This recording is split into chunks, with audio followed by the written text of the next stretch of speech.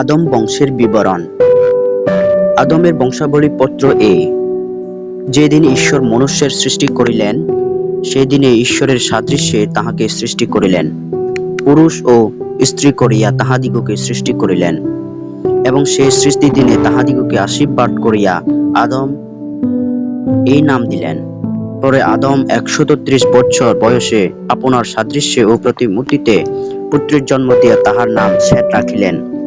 সেতের জন্ম দিলে পর আদম 800 বৎসর জীবিত থাকিয়া আরো পুত্র ও কন্যার জন্ম দিলেন। সর্বশুদ্ধ আদমের 930 বৎসর বয়স হইলে তাহার মৃত্যু হইল।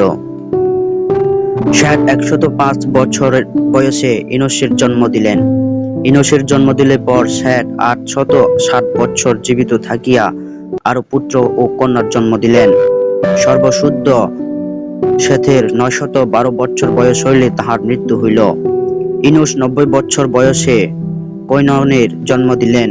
কৈননের জন্ম দিলে পর ইনোশ 815 বৎসর জীবিত থাকিয়া আরো পুত্র ও কন্যার জন্ম দিলেন। সর্বশুদ্ধ ইনোশের 905 বৎসর বয়স হইলে তাহার মৃত্যু হইল। কৈনন 70 বৎসর বয়সে মহললের জন্ম দিলেন। মহললের জন্ম দিলে পর কৈনন 840 বৎসর জীবিত থাকিয়া আরো পুত্র ও কন্যার জন্ম দিলেন। সর্বশুদ্ধ কৈননের 910 বৎসর বয়স হইলে তাহার মৃত্যু হইল। মহললেল 65 বৎসর বয়সে জেরদের জন্ম দিলেন। জেরদের জন্ম দিলে পর মহললেল 830 বৎসর জীবিত থাকিয়া আর পুত্র ও কন্যার জন্ম দিলেন। সর্বশুদ্ধ মহললেলের 895 বৎসর বয়স হইলে তাহার মৃত্যু হইল। জেরদ 162 বৎসর বয়সে হনকের জন্ম দিলেন। হনকের জন্ম দিলে পর জেরদ 800 বৎসর জীবিত থাকিয়া আরো পুত্র ও কন্যার জন্ম দিলেন। সর্বশুদ্ধ জেরদের 962 বৎসর বয়স হইলে তাহার মৃত্যু হইল। হনক 65 বৎসর বয়সে মথুশেলহের জন্ম দিলেন।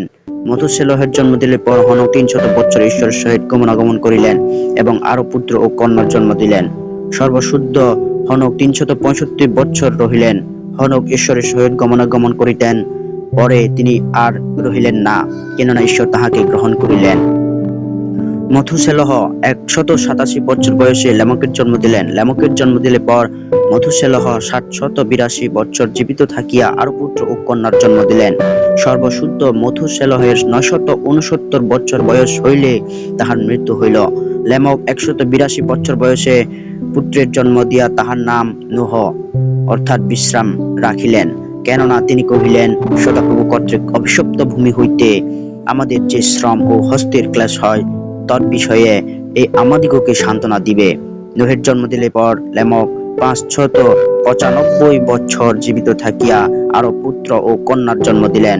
সর্বশুদ্ধ লেমকের 777 বৎসর বয়স হইলে তাহার মৃত্যু হইল। পরে নোহ 500 বৎসর বয়সে শ্যাম, হাম ও জেফতের জন্ম দিলেন।